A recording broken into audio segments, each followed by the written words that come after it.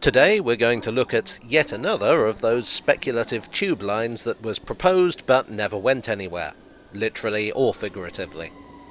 This one comes from 1937 and would have run a line from Victoria to Cheshunt, Enfield, Chingford and Alexandra Palace. So a little background.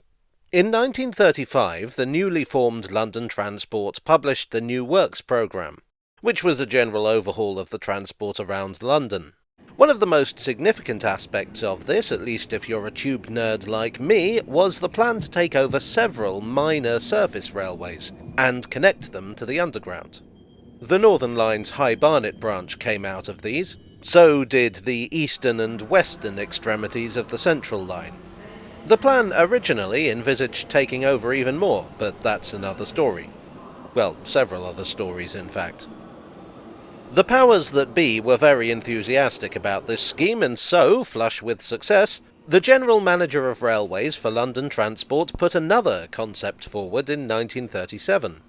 The manager, John Pattinson Thomas, had his eye on three branches. These were the Enfield Town and Cheshunt branch, the Chingford branch, and the Palace Gates branch. All three were suburban lines with services running out of Liverpool Street, owned and operated by the London and North Eastern Railway. They had been incredibly busy when they were built, so busy in fact that the steam trains couldn't cope. By the 1930s, all these lines had suffered a decline in passenger numbers due to competition from other forms of transport and the general pattern of commuting in the area changing. In the case of the Palace Gates branch, it was in direct competition with other London and North Eastern Railway lines. It terminated a short distance from the LNER's Wood Green station, which is now known as Alexandra Palace. At the time there was another Alexandra Palace station which was right next to the palace, also owned by the LNER, also struggling for passengers. The whole thing is a perfect illustration of how poorly planned the commuter railways of London were, with lots of companies scrambling for territory with little thought for the bigger picture. Meanwhile, the Northern and Piccadilly lines of the Underground were suffering from the opposite problem. They were becoming overcrowded in the sections from North to Central London. Partly, it has to be said, because they'd poached a lot of those passengers from the LNER. In J.P. Thomas' scheme, there would be a new tunnel to Finsbury Park, and from here, trains would run onto the Northern City Line and onto Moorgate. This was already due to become part of the Northern Line, with services running on through Highgate, Muswell Hill and onto Alexandra Palace, that station next to the palace that I mentioned earlier.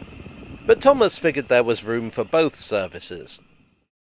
The rest of the trains would continue to Liverpool Street. Once there, they'd dive into another new tunnel.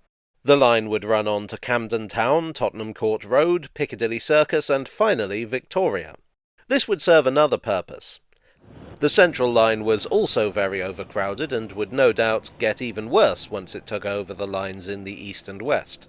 The express section from Liverpool Street to Tottenham Court Road would provide some much-needed relief. Thomas optimistically suggested that all this could be carried out between 1940 and 1950. Well, of course, as we know, it didn't happen. The proposal was made in 1937, but by 1938 Thomas had changed his mind. The idea of an express tube line was still one he was keen on. A group from London Transport had carried out a fact-finding mission to New York and been very impressed by the subway's express lines. In 1938, Thomas' proposal had the Enfield and Chingford branches remain part of the LNER, but they were to be electrified. The Northern City Line would become part of the Northern Line in the course of time, but it would remain an odd little appendage with trains shuttling between Moorgate and Finsbury Park, until it was handed over to British Rail in 1975. But the story doesn't end there. There was still to be a line from Victoria to Finsbury Park. What had changed was the northern terminus. Well, it didn't have one. Thomas still wanted his line to go north, but where, he wasn't so sure. The concept never fully died. Over the next couple of decades it was amended, rerouted, extended north and south, cut back, extended again, and generally hammered by bureaucracy as budgets were cut and passenger numbers increased and decreased. Possible northern termini included Angel Road, Walthamstow Wood Street, Waltham Cross and Hitchin. In the end, though, they settled on Walthamstow Hoe Street, or Walthamstow Central as it would be renamed.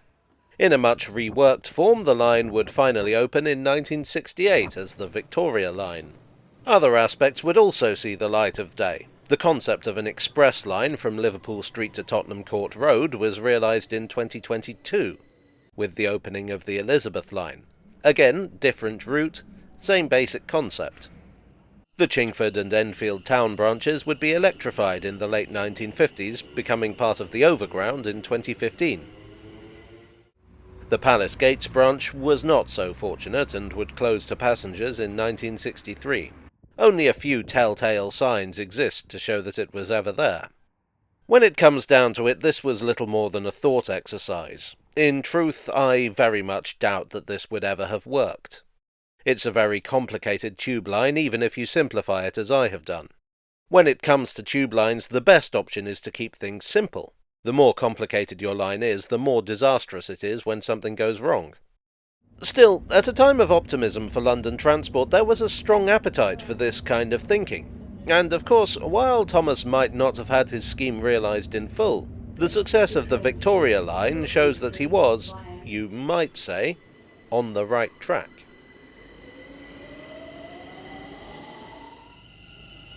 Well, I hope you enjoyed this fanciful tale from the tube. If you did, please do leave a like and consider subscribing for more if that's your bag. I would like, as always, to thank my donors on Ko-fi and Patreon, and here on YouTube. You are the relief route to my central line. And I'll see you all again very soon for another tale from the tube.